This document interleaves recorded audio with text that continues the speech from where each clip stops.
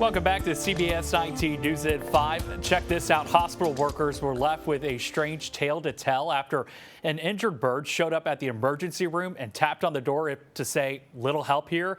Here's Jimmy Roth.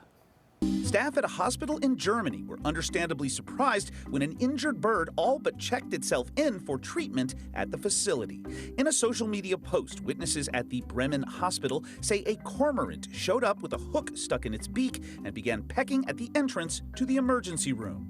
Medical staff and responding firefighters worked closely together to remove the hook and treat the wound before responders safely relocated the cormorant to a park behind the facility. One person involved in the rescue said they'd never seen anything like it in their 15 years of professional experience.